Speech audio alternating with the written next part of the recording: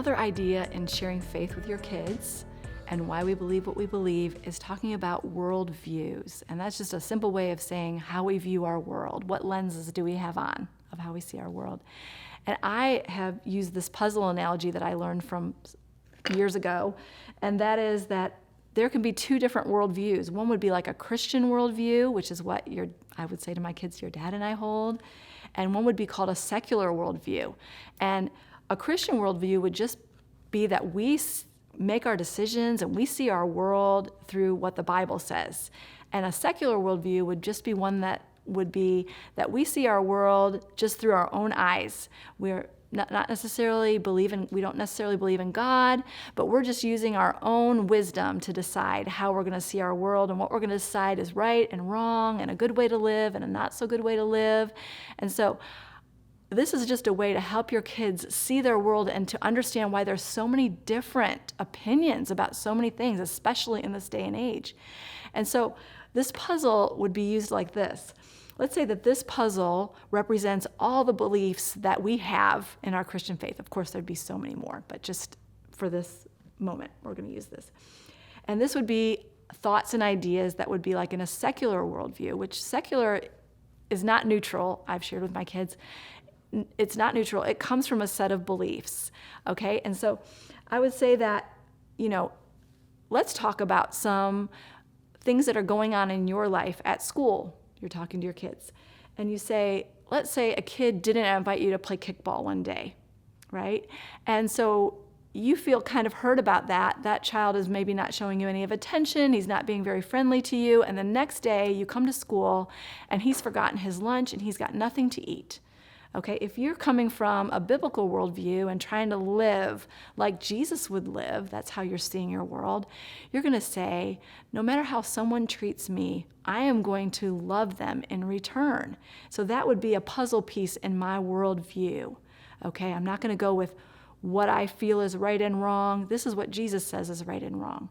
Maybe in a secular view, someone might do that same thing out of kindness. I'm not saying they wouldn't, but possibly you would be thinking, hey, that person wasn't nice to me. Why should I be nice to them? That would be just using your own wisdom. And I would share other ideas with my kids about maybe you could go through a grocery store and look at titles on magazines or TJ Maxx and see the home decor. And maybe you see something that says, be your own boss. Okay, and maybe you'd point that out to your kids and just say, what worldview would that be from? Be your own boss, right? And you would say to your kids, if I'm my own boss, that means that I'm not living my life through what Jesus asked me to do. That would be a secular worldview that says, be your own boss. That would be making your own rules. When I don't make my own rules, I just live according to what God asks me to do. Not perfectly ever, but trying to teach your kids different thoughts that are coming at them all the time. Do it your way. Be your own boss. Look out for number one, all these little sayings that they're so used to hearing, and just asking them, what kind of worldview does that come from? And you're starting that conversation as a young child, when they're a young child, so that when they get older, you can have harder conversations, Like let's say you have an older teen and this big issue of abortion right now that's going on, and you're saying, why do you suppose that some people believe that abortion is fine and actually a good idea? Let's think about worldview, this conversation that we've had through the years about how people see their world.